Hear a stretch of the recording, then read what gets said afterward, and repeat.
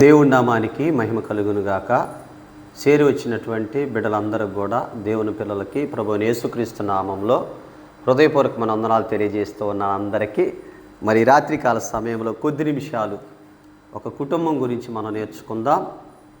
మనం పరిశుద్ధ గ్రంథం బైబిల్లో విప్పి చూసినట్లయితే ఆదికాండము 6వ అధ్యాయము మరి మనం కొన్ని విషయాలు నేర్చుకుందాం. దయచేసి గమనించండి, జాగ్రత్తగా వాక్యాన్ని శ్రద్ధగా వినాలని ప్రభుపేట మనవి చేస్తూ ఉన్నాను. మరొకసారి ప్రభు యేసుక్రీస్తు నామములో మీ అందరికీ హృదయపూర్వక వందనాలు తెలియజేస్తూ ఉన్నాను. ఆదికాండము 6వ అధ్యాయము 5వ వచనం నుండి మనం లేఖనాలు చదువుకుందాం. నరుల చెడుతనము భూమి మీద గొప్పదనియు, వారి హృదయము యొక్క తలంపులలోనే ఓహంతయు ఎల్లప్పుడూ కేవలం చెడ్డదనియు యెహోవా చూసి, తాను భూమి మీద నరులను చేసినందుకు యెహోవా సంతాపము నొంది తన హృదయములో నొచ్చుకొనెను.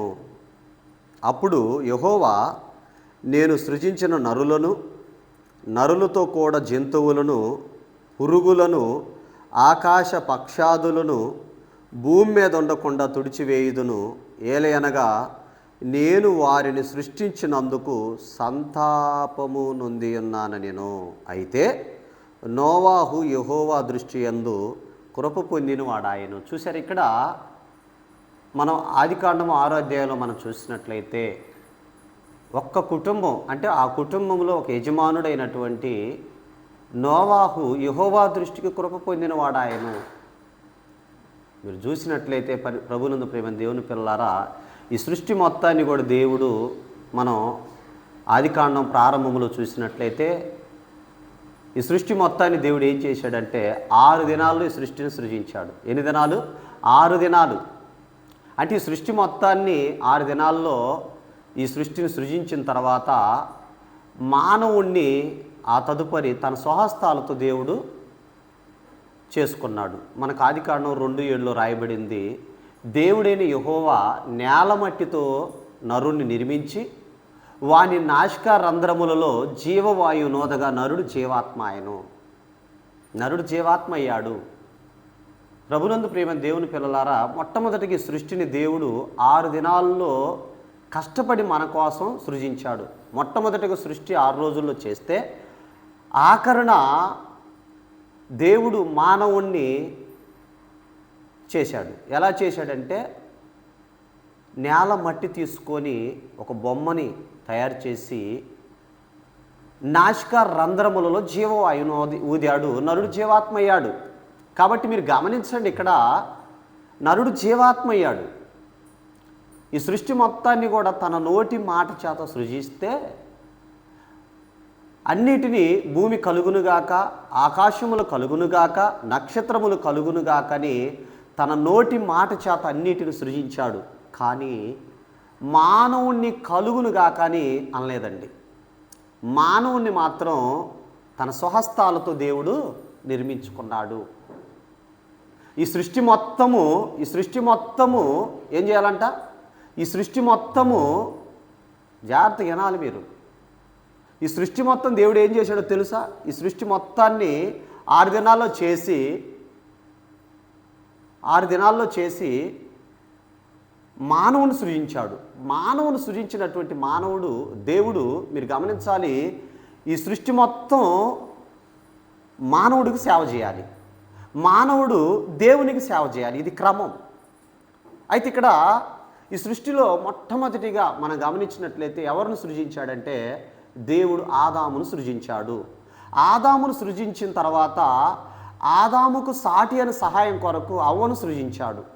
వారిద్దరిని సృజించి ఆదాముని మట్టితో సృజించాడు, అవ్వని తన పక్క, అంటే దేవుడు ఆదాముకు గాఢ నిద్ర కలగజేసి ప్రక్కటి ఎముకను తీసి స్త్రీగా నిర్మించాడు. వారిద్దరిని ఏం చేశాడంటే దేవుడు, ఏమండి మీరు గమనించండి, స్త్రీగా నిర్మించి ఆ స్త్రీని ఆదాం దగ్గరికి తీసుకుని వచ్చాడు దేవుడు. అప్పుడు ఆదాం అంటున్నాడు, నా ఎముకలలో ఎముక, నా మాంసములో మాంసం, ఇది నరునిలో నుండి తీయబడిన గనుక నారి అనబడును. నాలో నుండి తీయబడితివి. నారి అంటే నాది. అన్నాడు. అయితే ఆదాంతో దేవుడు చెప్పిన మాట ఏంటంటే, పురుషుడు తన తల్లిని తన తండ్రిని విడిచి తన భార్యను హత్తుకొనును, వారిద్దరు ఏక శరీరమై ఉందరు అన్నాడు. అయితే వారిద్దరిని సృజించిన తర్వాత వారికి దేవుడు ఏదేను తోట, ఒక తోటను నిర్మించి ఆ తోటలో రకరకాల ఫలాలు ఉన్నాయి. అయితే దేవుడు ఆ తోటలో మంచి చెడులో తెలివినిచ్చు వృక్ష ఫలాన్ని నిర్మించాడు. అయితే అన్ని ఫలాలు తినమని చెప్పి ఆ మధ్యలో ఉన్నటువంటి చెట్టు వృక్ష ఫలం తినొద్దని ఆదాముకి ఆదాముతో నిబంధన చేసుకున్నాడు దేవుడు.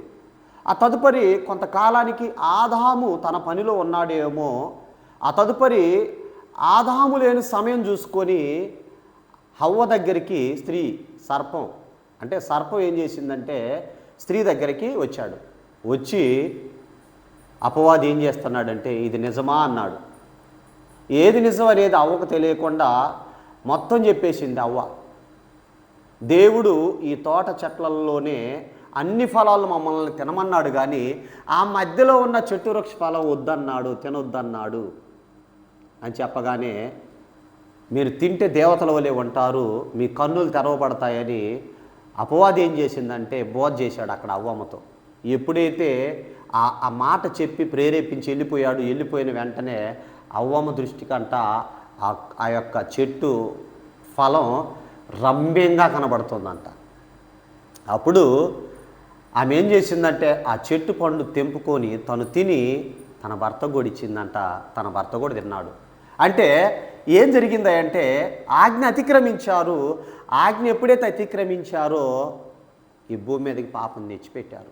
6 దినాల కష్టం ఒక్క మాటతో పోగొట్టారు. ఏమంటే మీరు చెప్పండి, మంచి కూడా చూడండి, మంచి సంపాదించుకోవటం అంటే మంచి సంపాదించాలంటే ఎన్నో సంవత్సరాలు పడుతుంది, కానీ చెడు మాత్రం ఒక్క క్షణంలో పోతుంది, ఒక్క క్షణంలో. అలాగనే దేవుడు 6 దినాలు కష్టపడి సృష్టిని చేసి దేవుడు వారిద్దరిని నిర్మిస్తే వారు దేవుడు మాట వినకుండా అపవాది మాట విన్నారు. అయితే దేవుడు ప్రతి చల్లపూట అవ్వాదములతో సహవాసం చేస్తుంటే ఎప్పుడైతే తప్పు చేశారో ఆ తప్పును బట్టి, ఆ పాపాన్ని బట్టి భయపడి చెట్టు చాటును దాక్కున్నారు.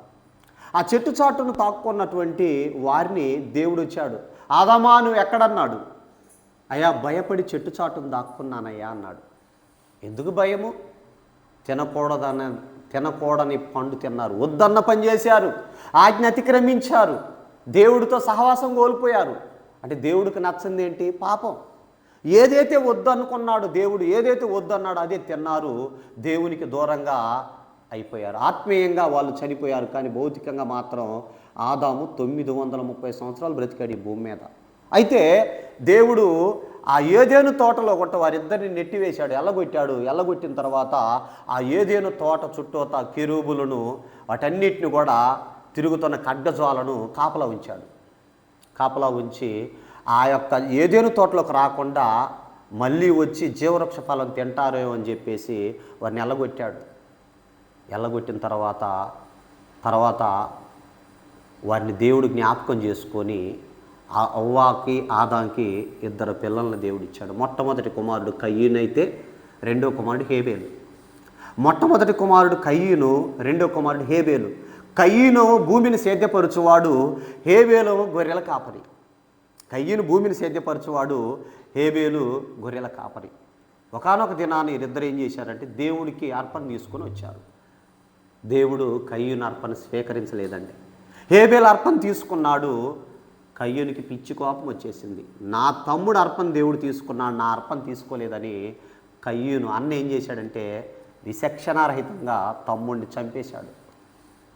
లోకంలో ఒక సామెత ఉంది కదండి, అన్నదమ్ముళ్ళు సావు కోరతారు, బావమరుదులు భర్త కోరతారని. బావమరుదు అంటేనే బైబిల్లో ఉంది ఒక మాట, బావమరుదులు అంటే యోనాతాను దావీదు, అన్నదమ్ముళ్ళు అంటే కయ్యూను హేబేలు. మొట్టమొదటిగా భూమి మీద హత్య, అన్న తమ్ముడిని చంపటం. అయితే ఇక్కడ మీరు గమనించండి, ఆ తదుపరి హేబేలు చనిపోయాడు. హేబేలు చనిపోయిన తర్వాత దేవుడు వచ్చి కయ్యూనా నీ తమ్ముడు ఎక్కడంటే నా తమ్ముడికి నేను ఏమైనా కావలవాడనా అని అన్న తర్వాత నిజం ఒప్పుకుంటాడేమో అని. మొదటి మానవుడైనటువంటి ఆదాము తప్పు ఒప్పుకోలా, నువ్వు నాకు ఇచ్చిన ఈ స్త్రీ అన్నాడు. నువ్వు నాకు ఇచ్చిన స్త్రీ అని తన తప్పును ఒప్పుకోకుండా ఆదాము రొమ్మున, అంటే ఆదాము నిబంధన మీరిన తర్వాత పాపని కప్పుకున్నాడు. మొట్టమొదటిగా కయ్యూను కూడా మొదటి కుమారుడే కదండి, ఆదాముకు అవ్వకు పుట్టిన కుమారుడు. ఈ కయ్యూను కూడా తప్పుని ఒప్పుకోకుండా నా తమ్ముడికి నేను ఏమైనా కావలవాడనా, దేవుడికి తెలియదండి కయ్యూను తమ్ముడిని చంపేసిన సంగతి. అందుకని 4వ అధ్యాయంలో ఒక మాట అంటాడు, జాగ్రత్తగానండి, ముగిస్తాను నేను. 4వ అధ్యాయంలో 8వ వచనంలో, కయ్యూను తన తమ్ముడైన హేబేలుతో మాట్లాడెను.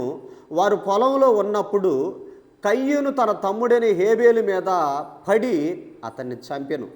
యెహోవా నీ తమ్ముడైన హేబేలు ఎక్కడున్నాడని కయ్యూను అడగగా అతడు, నేను ఎరగను, నా తమ్మునికి నేను కావలివాడనా అనిను. అప్పుడు ఆయన, నీవు చేసిన పని ఏమిటి?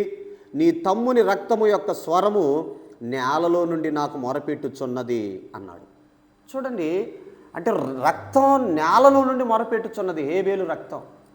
ప్రభునందు ప్రియమైన దేవుని పిల్లలారా, ఆ విధంగా కయ్యూని దేవుడు తప్పు ఒప్పుకోకుండా ఉన్నప్పుడు దేశదిమ్మనిగా శపించాడు.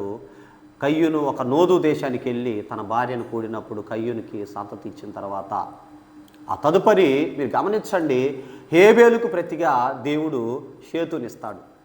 షేతునిచ్చిన తర్వాత షేతు కుటుంబంలో ఉంటా మీరు చూడండి, హేబేలుకు ప్రతిగా ఎవరినిచ్చాడు? షేతు. ఎక్కడుంది ఆ మాట? 4వ అధ్యాయం 25 వచనం. ఆదాము మరలా తన భార్యను కూడినప్పుడు ఆమె కుమారుణ్ణి కని కయ్యూను చంపిన హేబేలునికి ప్రతిగా దేవుడు నాకు మరి ఒక సంతానము నియమించిన అనుకొని అతనికి షేతు అని పేరు పెట్టాను. చూసారా, షేతు అని పేరు పెట్టాడు. ఈ షేతులో గుంట వచ్చిన వారే ఏమండి, మీరు గమనించండి, ఈ షేతు సంతతిలో గుంట వచ్చిన వారే నోవాహు కుటుంబం. షేతు అంటే 5వ అధ్యాయంలో వంశావళి ఇచ్చి అప్పటికి మీరు గమనించండి, 5వ అధ్యాయానికి వచ్చేసరికి ప్రజల మొత్తం కూడా చెడిపోయి ఉన్నారు. కానీ ఈ 5వ అధ్యాయంలో ఒక ఆయన భక్తిగా బతికాడు. ఆయనే హానోక్ గారు. హానోకు 65 ఏండ్లు బ్రతికి మెతుషేలను కనెను. హానోకు మెతుషేలను కనిన తర్వాత 300 ఏండ్లు దేవునితో నడుచుచు కుమారులను కుమార్తెలను కనెను. హానోకు దినములన్నీ 365 ఏండ్లు. హానోకు దేవునితో నడిచిన తర్వాత దేవుడు అతన్ని తీసుకొని పోయాను కనుక అతడు లేకపోయాను. అలా వచ్చిన తర్వాత లెమేకు వస్తాడు లాస్ట్లో. ఆ లెమేకు కుమారుడే నోవాహు. ఆ నోవాహు కాలానికి వచ్చేసరికి ప్రజల మొత్తం దొంగతనం, వ్యభిచారం, నరహత్య, ఈర్ష్య, అసూయ, ద్వేషాలతో నిండిపోయింది. ఆ నిండిపోయినటువంటి సమయంలో దేవుడు ఏం చేశాడంటే నోవాహుతో అంటున్నాడు, నోవాహును చూసి, ఈ నరుల చెడుతనం భూమి మీద గొప్పది, వారి యొక్క తలంపులన్నీ కూడా, వారి యొక్క హృదయం అంతా కూడా ఎల్లప్పుడూ కేవలం చెడ్డది, వారందరూ కూడా చెడిపోయినారు. అయితే నోవాహు, నేను నీకు ఒక మాట ఇస్తున్నాను, ఏంటంటే నీవును నీ ఇంటి వారు ఓడను తయారు చేసుకొని ఓడలోనికి ప్రవేశించమన్నాడు. ఎందుకు ఈ మాటలని మీకు చెప్పానంటే, సృష్టి ప్రారంభం మీకు చెప్పకపోతే ఆదికాండం 6వ అధ్యాయం గురించి నేను చెప్తే నోవాహు ఎవరు మీకు అర్థం కాదని ఈ 5 విషయాలు, అంటే 5వ అధ్యాయం వరకు ఏం జరిగిందో కొన్ని విషయాలు మీకు అవుట్లైన్స్ చెప్పాను. ప్రభునందు ప్రియమైన దేవుని పిల్లలారా, మీరు గమనించండి, నోవాహు దేవుని దృష్టికి కృప పొందాడు. నోవాహు చుట్టూ సమాజం మొత్తం చెడిపోయింది. ఎటు చూసినా అక్రమం, అన్యాయం, అబద్ధం, మోసంతో నిండిపోతే నోవాహు కాలములో నోవాహు మాత్రం దేవుని దృష్టి కంట కృప పొందాడట. కృప అంటే అర్థం ఏంటో తెలుసా? అర్హత లేని వారికి అర్హతనిచ్చేదే కృప. అందుకని ఇక్కడ ఏం రాయబడిందంటే 6వ అధ్యాయము 8వ వచనంలో, అయితే నోవాహు యెహోవా దృష్టి యందు కృప పొందిన వాడాయను. నోవాహు వంశావళి ఇదే. నోవాహు నీతిపరుడును తన తరములో నిందారహితుడనే యుండెను. నోవాహు దేవునితో కూడా నడిచినవాడు. ఎవరంట? నోవాహు దేవునితో నడిచాడు. నోవాహు ఎవరంటే నీతిపరుడు, తన తరములో నిందారహితుడు. ఏలెత్తి చూపించడానికి తన మీద ఏం నిందలేదు, అలాంటి నిందలేని వాడిగా, నీతిపరుడుగా తన తరంలో, అంటే నోవాహు కాలంలో చుట్టూ సమాజం మొత్తం చెడిపోయింది, కానీ నోవాహు మాత్రం చెడిపోలా. నోవాహు మాత్రం నీతిపరుడుగా, నిందారహితుడిగా ఉన్నాడు. నోవాహే కాదు కానీ నోవాహు భార్య, 3 కుమారులు, 3 కోడళ్ళు. నోవాహు భార్య, 3 కుమారులు పేర్లు రాయించాడు. కోడళ్ళ పేర్లు చెప్పలేదు కానీ, భార్య పేరు కూడా చెప్పలేదు కానీ, నోవాహు భార్య, 3 కుమారులు షేము, హాము, యాపేతు, వీళ్ళ 3 పేర్లు దేవుడు రాయించాడు. మీరు గమనించండి, నోవాహుకు చెప్తున్నాడు, నోవాహు నీ ఇంటి వారి కొరకు ఓడను తయారు చేసుకున్నాడు. ఎందుకంటే దేవుడికి తెలుసు ఎంతమంది మారతారు అనేది. ఓడను తయారు చేసుకోమని ఓడ కొలతలను ఇస్తున్నాడు. 300 మూరల పొడవు, 50 ఎడల్పు, 30 ఎత్తు, 3 అంతస్తుల ఓడ తయారు చేసుకొని మరి జతలుగా పక్షులు, జంతువులు, సమస్త జీవరాశులు వచ్చాయి. అంటే జతలుగా, ఒక్కొక్కటి ఆడ మగ అన్నీ కూడా జతలుగా వచ్చాయండి ఓడలోనికి.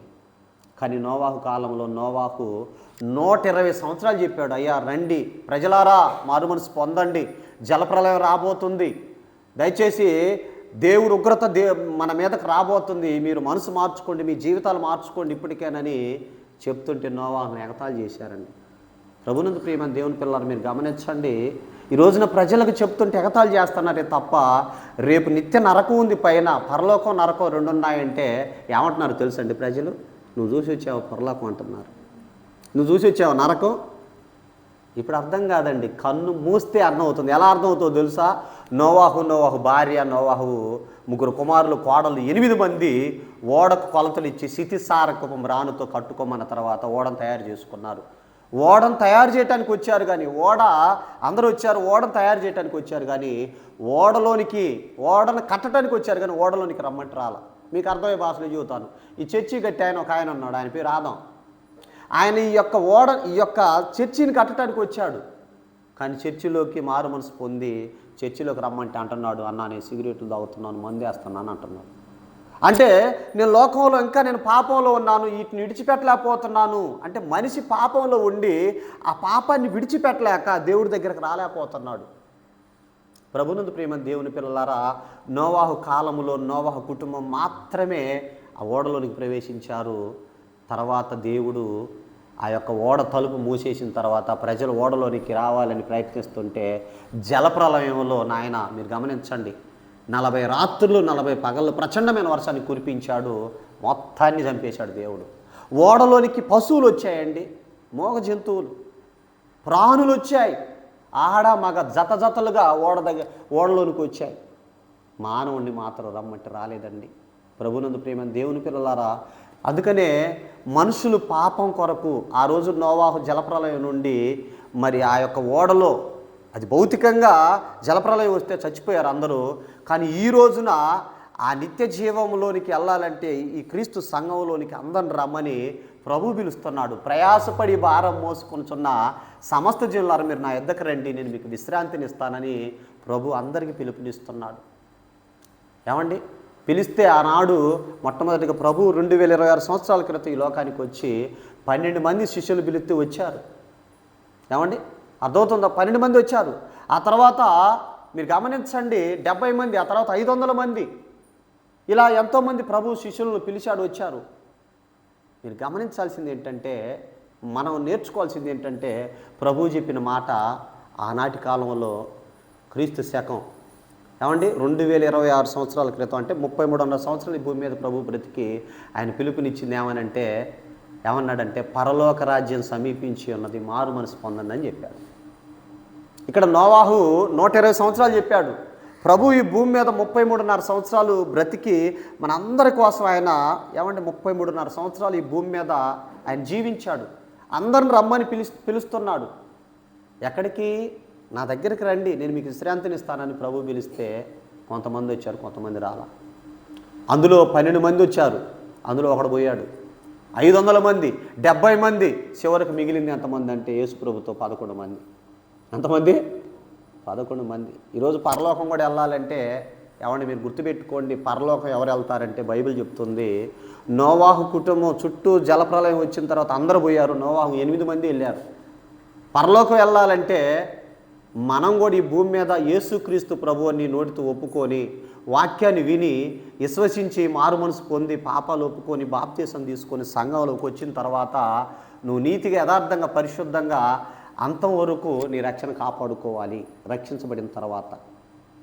అందుకనే యేసుక్రీస్తు ప్రభువారు ఉపమానం చెబుతూ త్రోవ పక్కన పడిన విత్తనాలు, రాతి నేల పడిన విత్తనాలు, ముళ్ళ పొదల్లో పడిన విత్తనాలు, మంచి నేల పడిన విత్తనాలు. అంటే 4 భాగాలైతే 75% విడవబడతారు, 25% పరలోకం పోయేది. ఎవరో బ్రతికినోళ్ళే ఎవరైతే క్రీస్తు రెండో రాకడ కొరకు ఎదురు చూస్తూ ఈ భూమి మీద క్రీస్తు యేసువలే బ్రతకాలి. యేసుప్రభు వారు ఎన్ని సంవత్సరాలు బ్రతికాడండి ఈ భూమి మీద? 33.5 సంవత్సరాలు. ఆయన భూమి మీద ఎలా బ్రతికాడంటే పవిత్రుడును, నిర్దోషియు, నిష్కల్మసుడును, పాపులలో చేరక ప్రత్యేకంగా ఉన్నవాడు కనుక ఆయన ఈ భూమి మీద సర్వమానవాళి పాపాల నిమిత్తం ఆయన మరణించి సమాధి చేయబడి తిరిగి 3వ రోజు లేచి ఆయన తిరిగి 40 రోజులు శిష్యులు కనపడి ఆయన తిరిగి ఆరోహణమై తండ్రి కుడిపార్శ్వమున ఆసీనుడైనాడు. ప్రభునందు ప్రేమ దేవుని పిల్లలు, ఈరోజు నీవు నేను మనం అందరం కూడా ఆ పరలోకానికి వెళ్ళాలంటే ఏసే మార్గం. ఎవరు నమ్మినా నమ్మకపోయినా ఇది దేవుడిచ్చిన ఆజ్ఞ ఏంటంటే, నేనే మార్గము, నేనే సత్యము, నేనే జీవము, నా ద్వారా తప్ప తండ్రి యొద్దకు ఎవడను రాడు అన్నాడు. ఈ మాట కొంతమందికి మింగుడు పడకపోవచ్చు, కానీ నేనే అన్న తర్వాత నేను కూడా లేదండి ఆయన. నేనే మార్గము, నేనే సత్యము, నేనే జీవము, నా ద్వారా తప్ప తండ్రి యొద్దకు ఎవడను రాడు అన్నాడు. కాబట్టి మరి ఆ మార్గంలోకి ఇంకా ఎవరైనా రాకుండా ఉంటే ఆ మార్గంలోకి వచ్చి యేసుప్రభు నోటితో ఒప్పుకొని నీ హృదయం ముందు విశ్వసించి మారుమనసు పొంది పాపాలు ఒప్పుకొని బాప్తీసం తీసుకున్నట్లయితే నువ్వు సంఘంలో సభ్యుడిగా చేర్చబడతావు. ఈ భూమి మీద దేవుడిచ్చిన ఆయుష్కాలం ఏమండి 60-70, అధిక బలం ఉంటే 80 అన్నాడు. ఇంకా యాకోబు పత్రిక వచ్చేసరికి రేపేమి సంభవించను మీకు తెలియదు, మీ జీవం ఏ పాటిది, మీరు కొంతసేపు కనపడి అంతలోనే ఏమండి మాయమైపో ఆవిరి వంటి వారే అన్నాడు. కాబట్టి ప్రభునందు ప్రియమైన దేవుని పిల్లలు గమనించండి, రేపేమి సంభవించనో మనకు తెలియదు. అందుకనే పౌలు అంటాడు, నేడే అనుకూల సమయం, ఇదే మిక్కిలి అనుకూలమైన సమయం, నేడే రక్షణ దినం, ఇదే మిక్కిలి అనుకూలమైన సమయం. రేపు అనేది మంది కాదు, ఈరోజే మంది. కాబట్టి గమనించండి, మరి మారు మనసు పొందిన వారు ఇంకా సత్యమును గురించిన అనుభవ జ్ఞానంలోనికి ఎదగాలని, మరి మారు మనసు పొందకపోతే మారు మనసు పొంది సంఘంలో సభ్యులుగా చేర్చబడాలని కోరుకుంటూ ఈ యొక్క రాత్రికాల సమయంలో ఈ వాక్యాన్ని మీరు శ్రద్ధతో ఆసక్తితో విన్న మీ అందరికీ హృదయపూర్వక వందనాలు తెలియజేస్తూ ఈ మాటలు ముగిస్తూ ఉన్నాను. చిన్న మాట ప్రార్థన చేసుకుందాం. పరిశుద్ధుడా, ప్రేమ కలిగిన మా తండ్రి, మహోన్నతుడా, ఈ రాత్రికాల సమయంలో అయ్యా ఇదిగో సృష్టి ఎలా వచ్చిందో, మానవుడు ఎలా వచ్చాడో, పాపం ఎలా వచ్చిందో, ఆ పాపానికి ఫలితం మానవుడు ఎలా అనుభవించాడో, ఆ పాపాన్ని తీసివేయటానికి 2026 సంవత్సరాల క్రితం నీ కుమారుడు ఎలా వచ్చాడో, ఎలా మరణించాడో, ఎలా సమాధి చేయబడ్డాడో మీరు మాకు నేర్పించినందుకే వందనాలు. ఇదిగో నోవాహు కుటుంబం ఎలాగైతే జలప్రలయం నుండి తప్పించబడి ఆ ఓడలోనికి ప్రవేశించినట్లుగా మేమందరం కూడా నాయన ఆ పరలోకానికి ప్రవేశించే విధంగా ఈ భూమి మీద నీ కొరకు మేము నీతిగా యథార్థంగా పరిశుద్ధంగా బ్రతికి ఆ నిత్యత్వానికి వారసులయ్యే విధంగా చేసినందుకే వందనాలు చెల్లిస్తూ ఈ రాత్రికాల సమయంలో ఎన్న ఈ మాటలు నీ పిల్లల హృదయాల్లో 30 60 100 ఫలింపచేసి నీ కొరకు నాయన ఈ భూమి మీద రెండో రాకడ కొరకు ఎదురు చూసి నీ పిల్లలుగా నీకు ఇష్టలుగా బ్రతికి కృపను దయచేయమని, స్థానిక సంఘాన్ని, సంఘ బిడ్డల కుటుంబాలను, రాజులను, అధికారులను, మనుషులందరినీ జ్ఞాపకం చేసుకోమని, స్థానిక సంఘాన్ని సంఖ్యలో నాణ్యతలు అభివృద్ధి చేయమని, సమస్త ఘనత మహిమ ప్రభావాలు మీరే పొందుకోమని యేసుక్రీస్తు నామములో ఈ ప్రార్థన మనవులు సమర్పించి అడిగి వేడుకుంటున్నాము తండ్రి. ఆమేన్. మన తండ్రి అయిన దేవుని ప్రేమ, కుమారుడైన యేసు ప్రభు వారి కృప, పరిశుద్ధాత్మ అన్యోన్య సహవాసం సదాకాలం మనందరికి తోడై ఉండునుగాక. ఆమేన్. అందరికి వందనాలు. దేవుని నామానికి మహిమ కలుగునుగాక. ఆమేన్.